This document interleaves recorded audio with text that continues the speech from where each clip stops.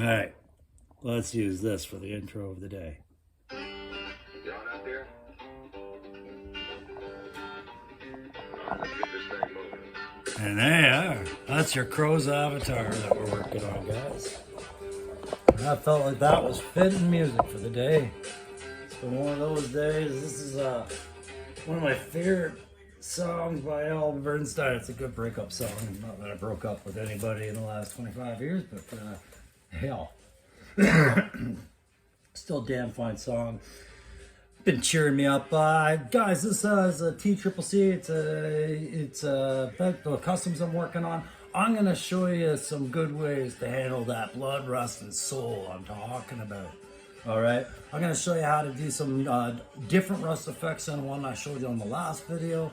I'm going to show you blood for your big boa, for your ring, for your windshield, for wherever you need blood. I'm going to show you a product that manages blood very well. On top of that rust, what am I going to throw under there? Built-up rust. I'm going to show you how to do built-up rust. And I'm going to show you a couple of customs I'm working on and a couple of quick characters that ought to be done like that, okay? So, what did I do these last few days? Just to kill some time with you while I get my slideshow up. Enough of the good music. Probably gonna get a copyright warning for that. Maybe get dinged this time. Who knows? But I got a little slideshow. I'll just go talk about a couple things. Okay. You might have seen me pop on to Aaron's stream last night. I contacted him yesterday. I was like, hey man, what are you doing on your stream tonight? Curious. I was wondering if we were going to do trivia or if he was going to show us something new or what. And he's like, don't know, you want to go on? I was like, well, yeah, sure. All right. I had some questions about the vamp that I needed answering, and I wanted to talk to him about, some of the stuff that we had been seeing going on lately, and he wanted to talk about it too, thankfully. So it's always good when a couple of the backyard boys can get together. Unfortunately, 3-Star couldn't join us because he was busy getting all his affairs sorted, so he was free tonight to do the sorry about that. Do his Sevens Wild with his cousin there, Pop Blender. Sorry guys, I've got a phone charge cord issue going on right now at the same time. I hope it doesn't affect the video, but we'll see. Anyways, so yeah, it was just me and Aaron freeballing it last night, talking about a billion different things. I showed some conversion shit, like the cheap dollar store toys from Dollar Tree, which included these here jet skis that you can get for your Barbies, which are perfect for just a quick, snappy little background classified diorama piece. If you wanted to do something for your 60th anniversary recon diver, torpedo, whoever. I showed the van a bit more. I did that to intro the video. That's fine. And Aaron showed us the Super Vamp wiring system in great detail. And I really appreciated that because my friend Jay, who is the proud owner of that vamp you watched me put together on my live last Saturday, had mentioned that his wife was very interested in maybe perhaps attempting to wire that vamp herself for lights. And I thought, what a great thing. They're not asking me to do it. I'm going to return it to them and they can try this. But I did try to get them the best of the references. So I put them in touch with the toy enhancer to go through it all last night. I also sent them the previous video about it, right? And that's what you get with the Crow guys. And Jay, Hush Hangouts, can attest to this. When given the task of putting a vamp together, I'm going to take care of it.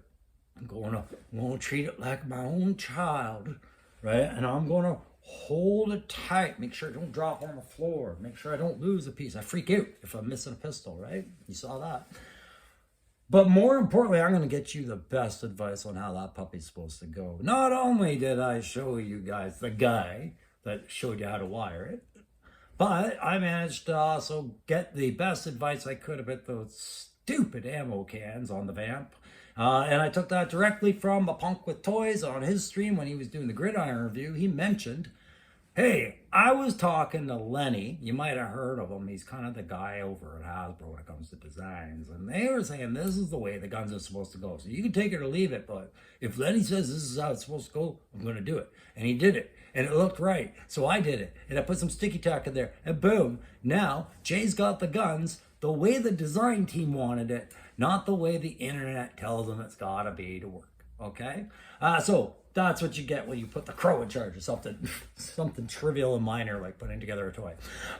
So what am I going to talk about today? Blood, rust, and soul, guys. I am going to show you some blood effects that you can use. I'm going to show you some rust techniques, and I'm going to do that having already prepared for some stuff.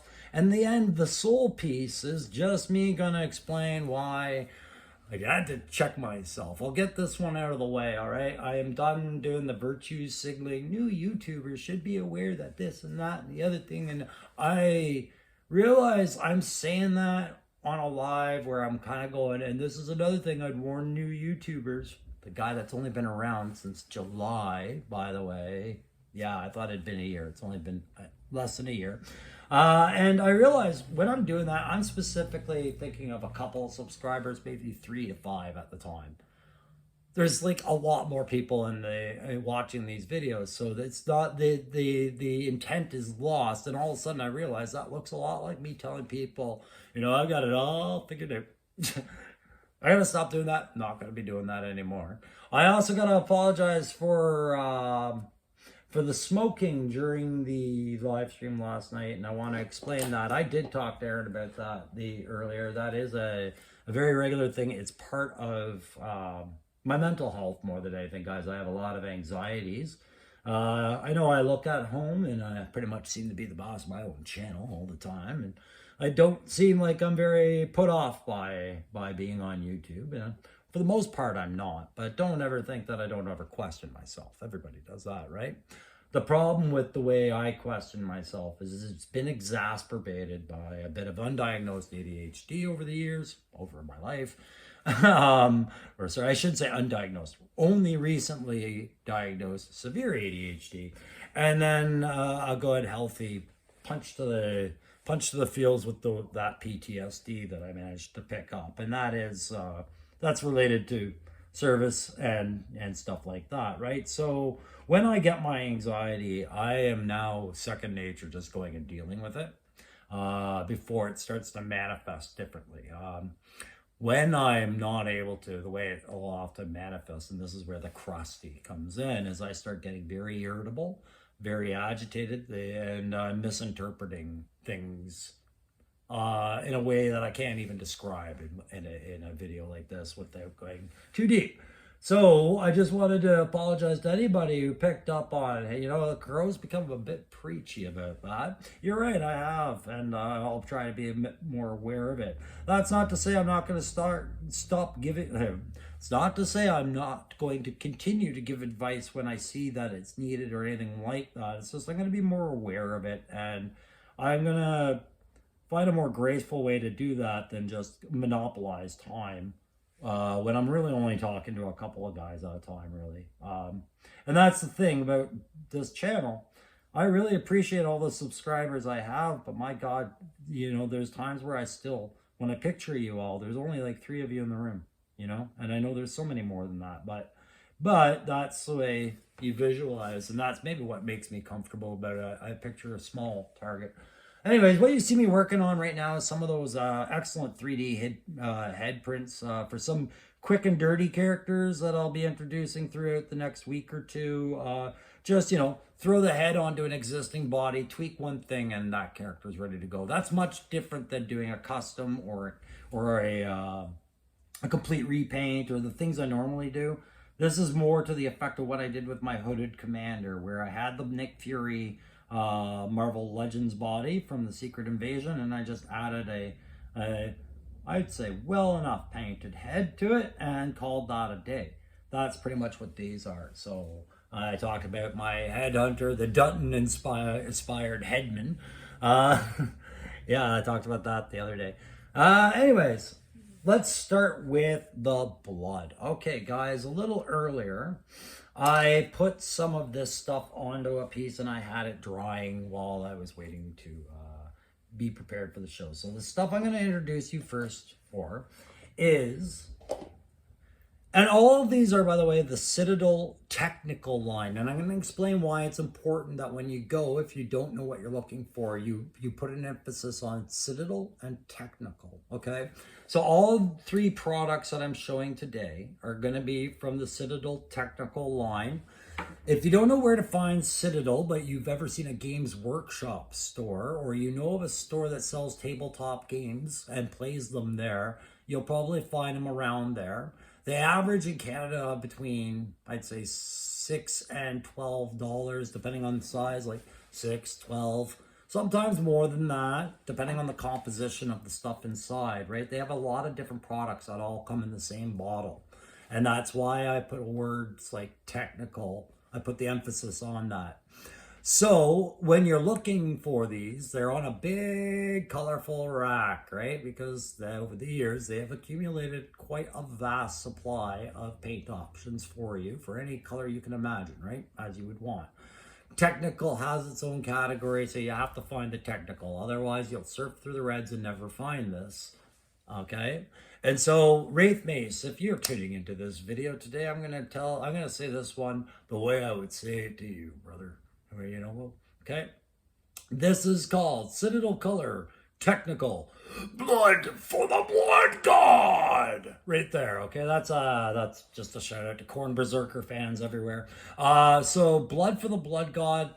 The gimmick here is that this never looks dry. It always looks wet. It's drippy, it's gory, it is meant for the ends of axes, for eviscerations, it is meant for the teeth of dragons, it is meant for all the blood scenes that is fresh, and the blood has not dried upon the battlefield yet, right? So this is what that brings to the table. Now, I did 2 already, 2 examples I want to show you, and I'm just going to check this one because it should be good and dry, and it is. Okay, let me check and make sure this one's good and dry. Or if it's at least dry enough. No, let me use that. Okay, inspect my finger. We see that I have a bit of soot on there. Just a bit of soot. Okay. That's dry. Okay, so when applied, I'm going to show you how to apply it, and I'm going to show you what it looks like when it dries. Okay, that's what keeps these things fun. So let me break down these. Here we have a beautiful little cross section of plastic track from the Cars sets of something Disney produced for their Cars series. I only know that because I ripped the stickers off of it. And I had these set aside in case I ever needed a fence for one of my backgrounds or dioramas or any of the photography I plan on one day starting to do with those backgrounds and backdrops, right? Always trying to find new ways to grow the channel. There's a master plan at what you're seeing these days. So in order for this to get realistic, you have to wonder how that got damaged. Hey, was this a car ripping through it? Sure. But what if this happened during a battle with bats and bats just flung somebody through this head first, right? We'd get a little bit of blood on this here fence. So let's put a little bit of blood on this here fence, you gruesome, sick bastards. Maybe I could get a little piece of spaghetti, spray a little foam stuff on it, and make it a little grosser, and then hang that out there like entrails. Oh, the thoughts are coming. Oh my gosh, there's that squirrel ADHD stuff, right? So I'm gonna find an appropriate brush for this. I'm gonna use a new brush. I had some from earlier and I'd used that product on it, but with the water, I don't really want it. I want a nice dry brush on this so I can see exactly how much is going on and not dilute it in any way, okay? So when I do this, I'm just going to bring you guys down to my level. Now, I am having phone charger issues, so I gotta do my best to try and accommodate that. I didn't predict that before I started filming, but I should have. And we'll move that down onto here. And hope that that's gonna work. Everybody involved right now. Let's, oh, we almost got it. There we go. There's the table, there's the blood supply. And I'll move the table into your view. There we go. Ha ha. Sorry about that, guys. I should have been more prepared than that, but sometimes, sometimes you just don't have the plan you thought you did, hey guys? And I know a lot of guys that are just starting on the videos. There we go, finger wagging, right? No, specifically the guys that are just starting on the videos. This never changes for me. I hope it changes for you. This constant feature fumbling, either a figure drops, piece kit drops, piece of set drops, or the camera drops, or the mouse runs out of batteries.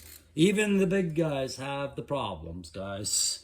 We saw that last on Punk's channel when his mouse ran out of batteries, and Aaron's had stuff like that go on. It's all fun, right?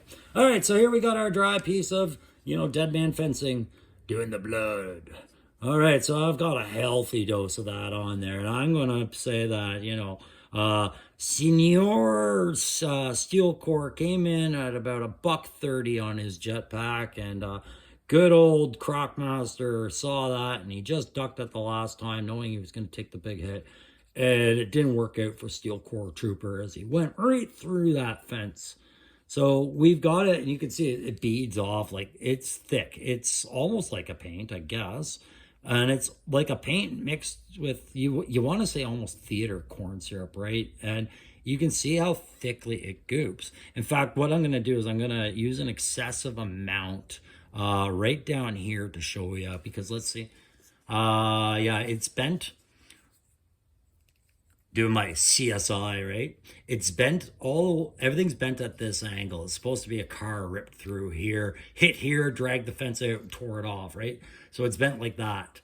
So I picture where the most blood mass would actually be is going to be in this bottom corner, as the tearing has really occurred by the time his body passes there. So we'll put a lot of blood right here. Oh yeah. When you make a video and you consider, is it made for kids? Lately, I've been taking that question for granted and just saying no. Today, I'm pretty sure that no is valid, because I am making it pretty sick. Yeah, there we go. All right. So what I'll do is I'll let that dry, and what's going to happen is it's never going to look like it's dry. I'm going to constantly check it periodically, but be afraid to touch it with my finger as I was at the beginning of this.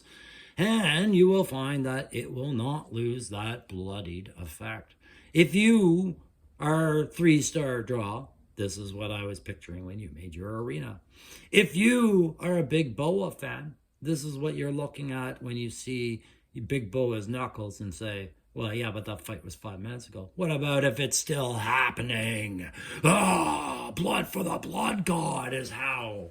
Okay, so, yeah, where you pick that up, like I said, any place that carries Citadel and Games Workshop products should have that, or be able to order it in. It is possible, guys. It's been renamed or refabricated in a new line. This bottle I've had is well over a year, 2 years old. I lost it for a while, found it again. But they should have this or its new equivalent, whatever new composition they're using. But that's the appeal of that. For any of you guys looking to kind of bump that Joe up to a courier level, or any other figure line, like if you have those horror figures of Jason and Freddy and Hellraiser, Pinhead, and all them, well, this kind of speaks to that, doesn't it?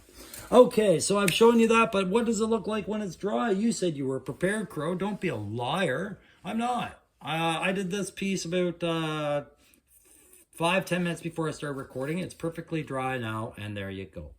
All right, and you can even see up here on the, oh no, yep, up on the top, one of those triangles actually filled in with clotted blood feature, right? So there you go.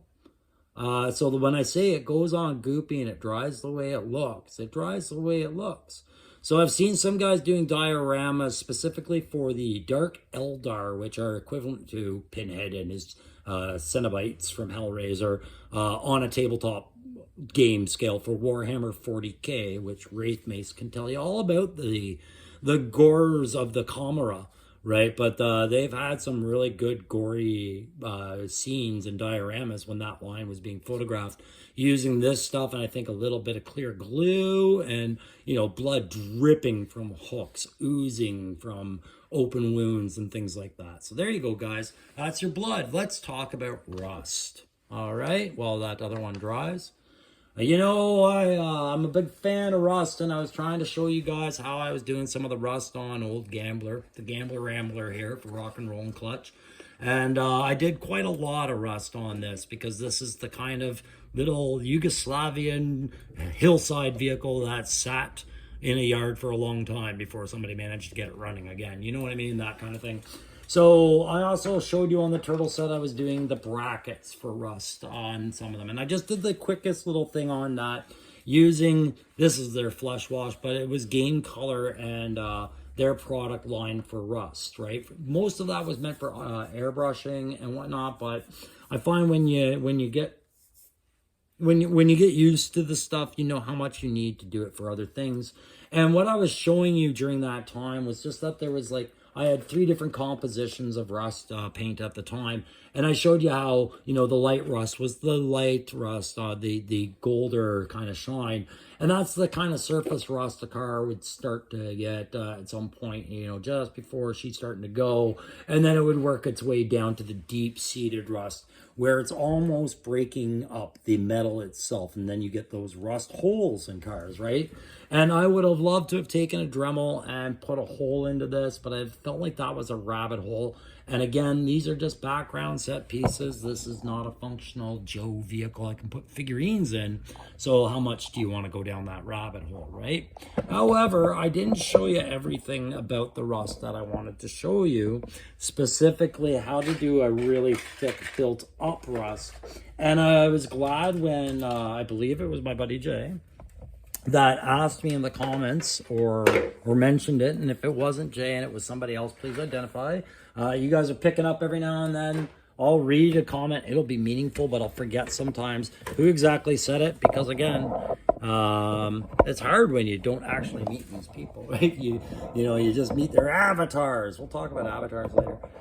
So yeah, the Rust part was one thing I wanted to show you. Now, Jay had said using a compound of baking soda and white glue to make a thick texture, putting that on, letting it dry, and then painting the Rust would create that buildup. And he's absolutely right, it would. And I've used similar compounds just of household materials like flour and glue, or flour water glue, baking soda water glue. There's a few of them. You can use them for snow. You can use them to reinforce. What I found was the hardened flour, I think a bit of baking soda and a bit of water to make it like a paste. I watched a video where a guy laid that over just standard white shaped styrofoam, like the stuff you would pull out when you bought a new appliance, that white styrofoam that you would never use for anything meaningful because it's too brittle. And once he applied all that, it turned it into like armor. Like that shit was hard, right? So yeah, that stuff's good for making textures and it's all good for that kind of stuff, but we don't really do a whole lot of textures here on Joe. But with the backgrounds, which is something that I guess I'm finding out that not a lot of toy tubers are doing. So I'm going to keep doing stuff like this because seems to be part of my niche.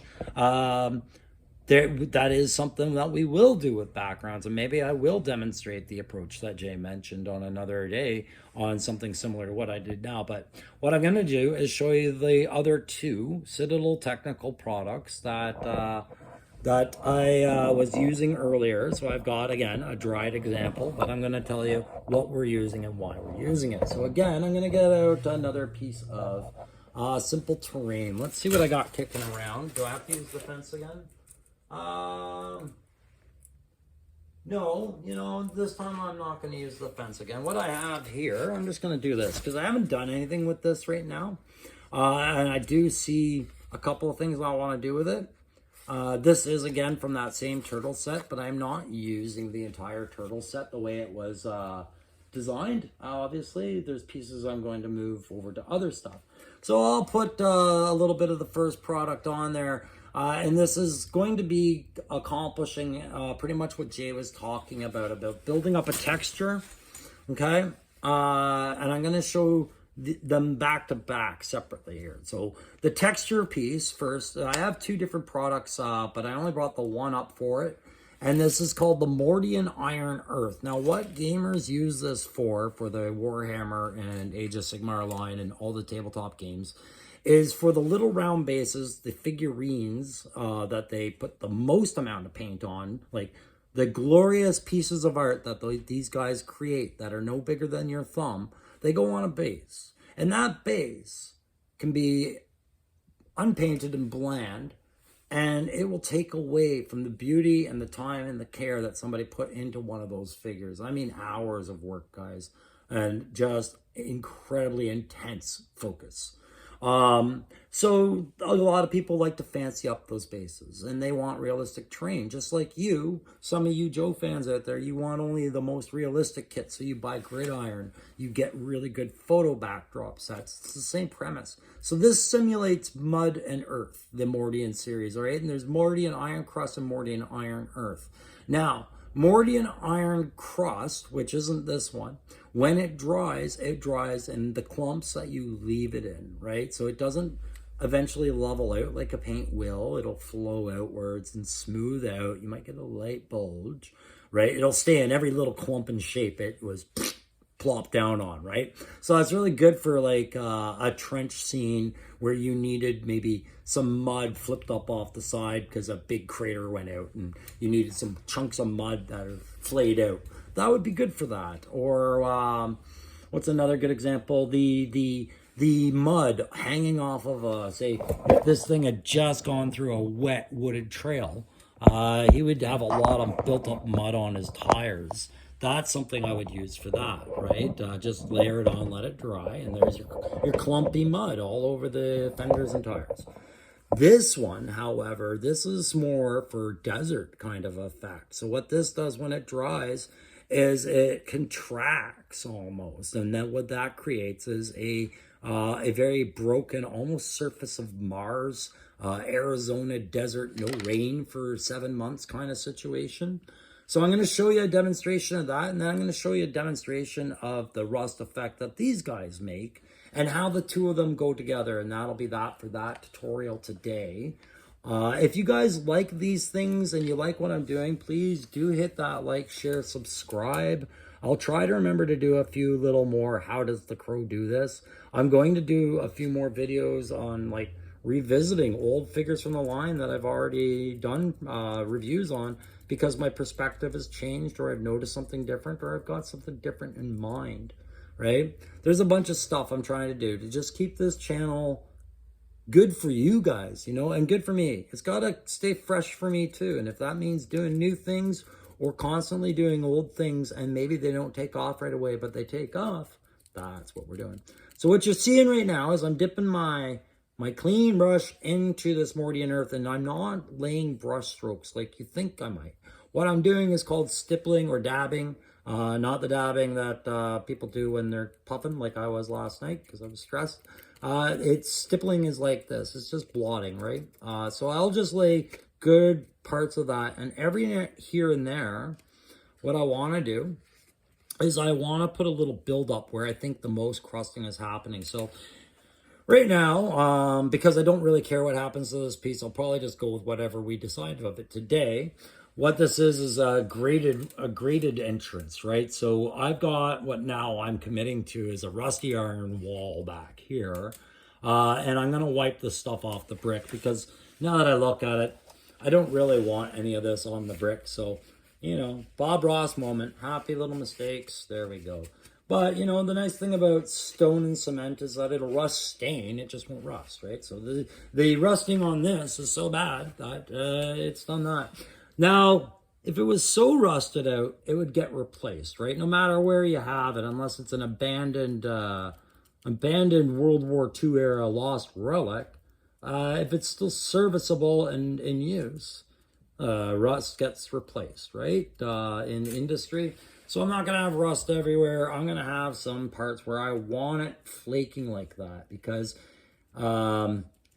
if it's realistic, what's going to end up happening is while there's rust on there, if I dry brush some of the paint on top of that, it'll show that the paint is peeling off of this door, and beneath it, it is rusting out, right? So that's kind of where you would lay that on like that. So I'd let that sit, and in about 10-15 minutes, we're going to see that dry out and do its full effect. But I'm not going to keep you here that long.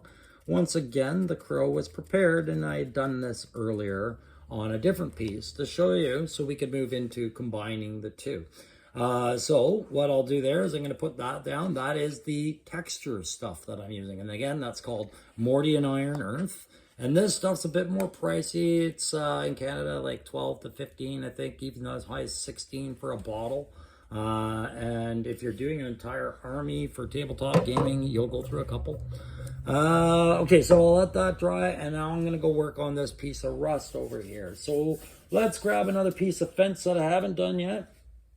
I did that one earlier, but that's not the best example. Where'd our bloody fence go? Let's just check that bloody fence. That's my dry one. Is this one, how's this one making it?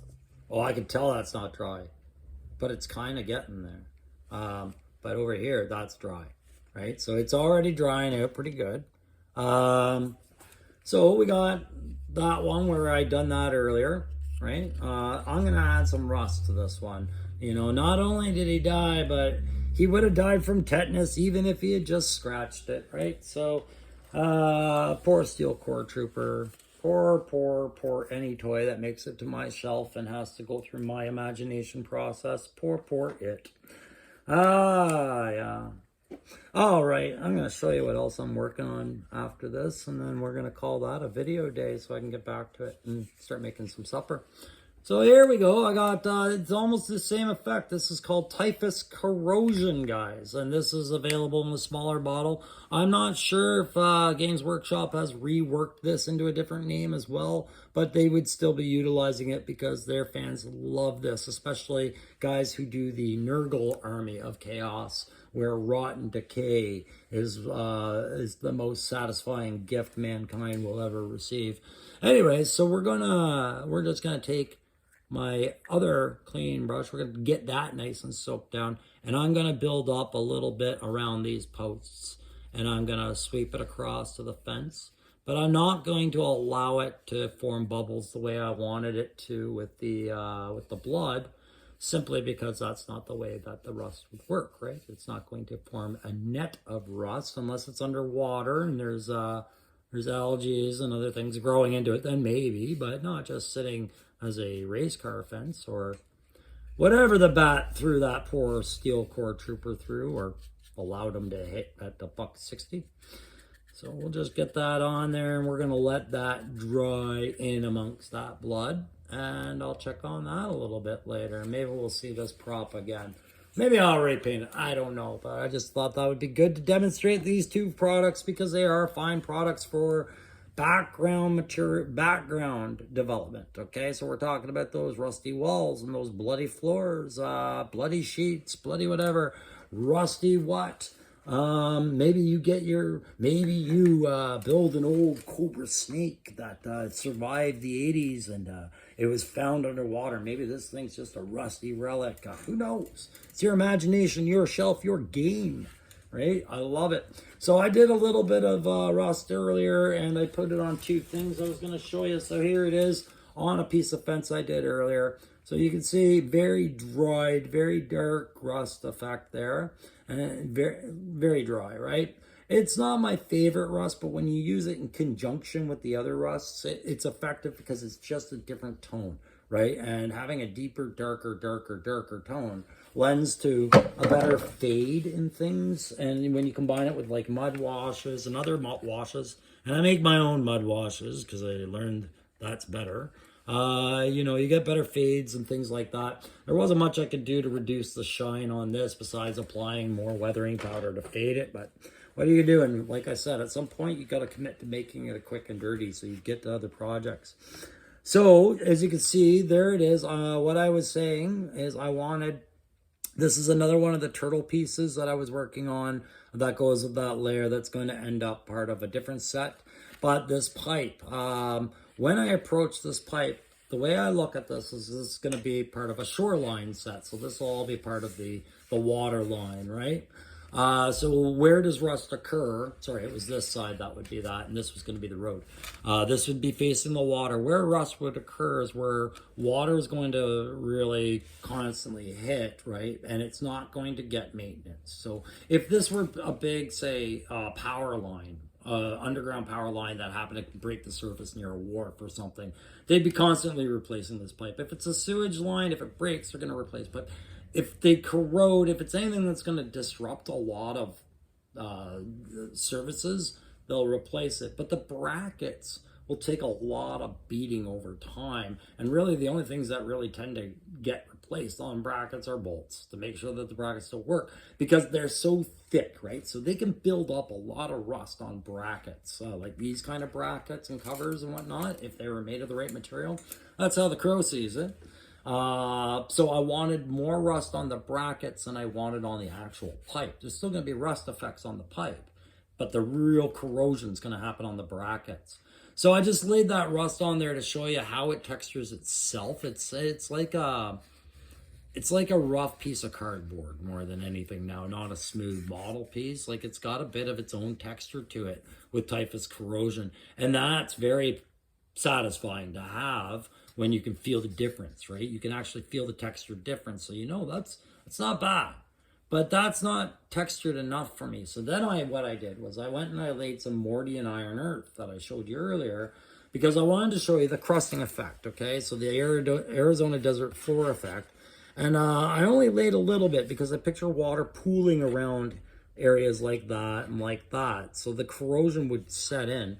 But if we can get that up there, you can see right along this crust line, and sometimes it's hard to control where it develops the most.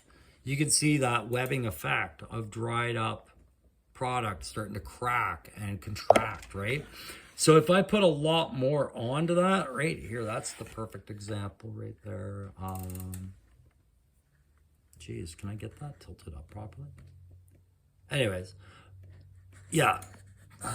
Shoot, I gotta get this pointed right on it. There we go. So this part right here, you can see is spider webbing and blistering like you would on a desert floor. It didn't yield as much as I wanted it to, so all I would do if I wanted more on there is that I would apply a heavier dose, right? But what I'm going to do instead, because I'm just going to show the demo, is I'm going to use the two of them in conjunction with each other. And I'm going to get an all new brush for that, because I just wet this one and I realized I don't want to dilute any of this. Not that you can't, it's just I want to show it just in its purest forms, right?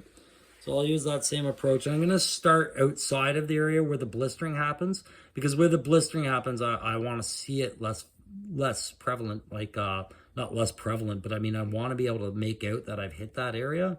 So I'm going to stay away as much as I can from the actual pipe, and I'll focus this on where I've built up that texture, and we'll go from there. There we go. And I've dabbed it over that. So as that dries, we should see a lot of realistic rust breaking up, right? Flaking off like on the side of a quarter panel on an old pickup. So I just thought I'd share those products with you if you were looking for something to capture those effects, because sometimes there's a whole group of people like me that know when you want something new and you know when you want something old. And this time I wanted something old, so I started doing my rust, and I do garner there was an interest in that. I do pay attention sometimes when I'm able. So there, we'll let that sit and dry, and then eventually you'll see that in the background. We'll see how all that turned out. Hey, was that everything I was going to show you? No, I'm going to show you something else I'm doing with some of Loki's stuff here. I'm going to get that camera back up. Or I can look up at you, because I look up to all of you. I look up to yours. Yes. You saw me getting a little relaxed last night, like I said, on Aaron's show and smoking and whatnot, and the anxiety was kicking in because of relaxing created anxiety for me, because you suddenly become aware of just how you kind of let yourself go all of a sudden and give yourself no warning you were even going to do it, right? So when you see me freestyling, singing, humming, having a good time and whatnot, just that's not anxiety, guys. I really do have a good time with it, all right? But every now and then, just realize, like, I'll show you the sides of me that are very real, because I know that the people watching are very real. And if it bothers you and you feel you need to address it with me, you're free to do so. All I ask is you do it in a respectful manner, and we're good. We'll talk all day. I will want to hear your position. I want to see it the way you see it, right? Because to me, it felt like a wrong thing to do at the time. I regretted it, but it also felt like the honest thing to do, and the most honest thing to do that I've been telling people too is make your mistake and move on. So you'll see me moving on from all that, like I said. But two figures I'm trying to upgrade right now to do another one of those quick and dirties. One of them is Dusty. I don't know about you guys, but Dusty does nothing to impress me with the kit loadout they got. Maybe it's the lack of the helmet scrim, and Aaron corrected that on one of his, but I'm not doing that. I'm gonna try him out with all new kit besides the rifle. Like, not all new kit. I'm gonna give him like a little bit of a new look. I'm gonna give him an end state look. That's my way of saying I'm just changing them for the sake of changing them, right? End state. What is the end state? We don't know. We never know what the end state is. It's kind of a army joke, right? If you wondered where end state came from, it's part of your orders. And what is your end state? No clue the way you've been doing this. Anyways, yeah, I figured new loadout for Dusty. And yes, guys, I'm going to do a new loadout for Beachhead too. I love my Beachhead, but man, that kit, it's got to go. It's got to go. Did I show you the blood effects on a minor scale? That's what it looks like when it's in someone's mouth. I mean, look, right? So, I mean, if you don't like Nemesis Enforcer, you can do that. Speaking of Nemesis Enforcer, can I show you the one I'm working on? And I'm going to show you why. Spoilers if you haven't read Cobra, Cobra Commander by Skybound Entertainment, issue number 2, but I can't really allow myself to feel too bad and call it a spoiler when it's been out for over a month and some. But I just finished putting a bit of wash on his face, so his face is hideously dirty right now. I have to put this hat on over him. But believe it or not, this is going to be my end state Enforcer. Oh, did you think I meant Nemesis Enforcer or Enforcer Immortal or whatever it is that that Hasbro's come up with and is releasing that big set that we're supposed to be all waited on? Do you hate Cobra Law so much that you would give this character such an image and then dare call it Nemesis Enforcer or whatever? The Enforcer? Yup. Want to know why? Skybound already did it. Here's your spoiler, guys. That is very much a good enough, passable Nemesis. Because in the comic, Cobra Commander is issued a bodyguard named the Enforcer. And when we meet him, he's wearing a gray trench coat and a green ball cap and has a beard and everything like that. Now, I could paint this trench coat. I could definitely paint the hat. I'm going to paint the hat. But I don't really want to muck around with this. I want this one to be a quick and dirty, right? Just, hey, if you had a hat and a head, this is what you get. And I didn't want to do a beard because I've got a limited supply of beard ones, but I might add more to this. I might do more with that to make him bearded. Yeah, when I show him, if I use this head kind of reminds me of Vinnie Jones, right? It's got but it's got a really cool high and tight haircut, right? Oh yeah, soft goods caps. Loki makes those, boys. So I'll do that. But if you had checked out Cobra Commander number 2, you would learn that, okay, so he's got this form, right? And he's walking around protecting Cobra Commander while the Cobra Commander kind of discusses his place in the world that he doesn't want to be a part of. Oh, dear. Well, eventually somebody mucks with him, right? And that never pays off well because we learned just how ferocious his relationship with everybody, including Cobra Commander, can get. And he's not to be messed with. And Cobra Commander, while he is his bodyguard, is by no means in charge of this man, as he just headbutts a guy to death. That's not the Cobra Commander, that's whoever shot at him, right? But headbutts him to death, and you start getting the inkling there's more to this guy, right? Cobra Commander, of course, takes off. Well, this guy stands around, he's like, Commander, right? Cute little scene. It gets cuter, and this is where I tame down my spoilers, because eventually Cobra Commander gets kidnapped, he gets mucked around with. It's the same mucking around that results in what you've been seeing on the internet about people wanting to do this, which is why I showed you that blood effect, because guess what? That was done in Cobra Commander's own blood. Yeah, it's the same story arc that's going on there. So when he finds the people that were doing that to him, he comes in and, well, they get a good shot off on him. And that's when you really start to realize, hang on, that Enforcer title might actually be earned here as he starts to reveal himself. And I edited this picture down because I don't want to spoil all of everything, right? But there you go. He is, in fact, the Nemesis Enforcer as he deals with the threat that the Cobra Commander had to persevere through, right? So there you go. There's your spoiler, and that's where this guy's coming from. That's going to be my little tribute to the Enforcer. I do think I might have to use one of the beard ones, but I want this head for something, right? What else am I working on? Well, guys, this is where we talk about the soul, right? I already talked a little bit of mental health. You'll hear me talk about spinning compass from time to time. I've decided I'm not separating that. That's not going to be a separate thing from the toy, like the toy side of this. It's all mixed together, guys. ADHD is very prevalent in the toy community. You damn well learn that quickly as you learn more and more about it, and more people come out of the works, right? But or discover it for themselves, which was really what I was trying to do, was be like, hey guys, if you've ever wondered, maybe it's this. Have you ever looked into this, right? But as far as covering the soul goes, is me saying, yeah, I'm not dividing my channels anymore. I've been here for almost a year, and I get it now. I know what I got to do. They're all the same thing. But another way to talk about the soul is make your avatar. And here's my challenge. There we go. It's the soul challenge. Logie Wardtooth sent me a beautiful Wild Bill head, right? And while I am apparently thinking I might end up having to go to the secondary market to get a Dragonfly, I do want that Wild Bill just like I want my clutch, no matter what, right? Even if I don't get the vehicle.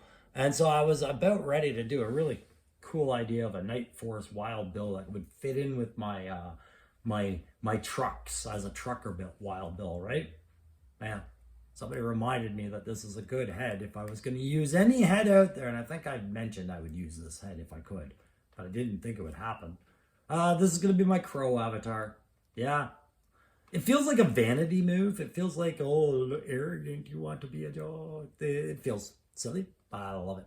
I love it because, yeah, I've never tried to make an action figure of myself, and I'm, of course, going to be ridiculous and make him look really cool. Way cooler than Crow. But, yeah, I shaved off those emblems for his cavalry cross swords and the braid and all that, and brought the hat down, and I'll do the glasses.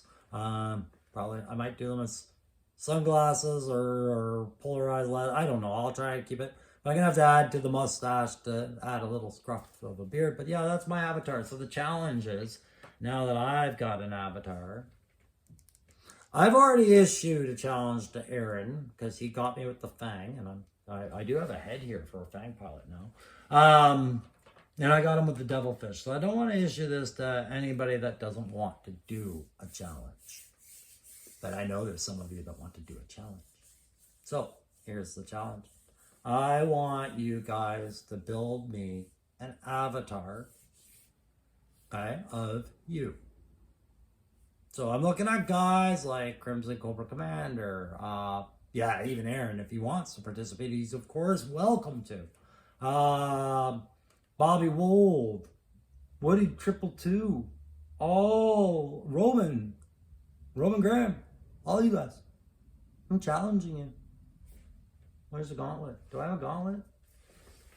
This looks like a gauntlet.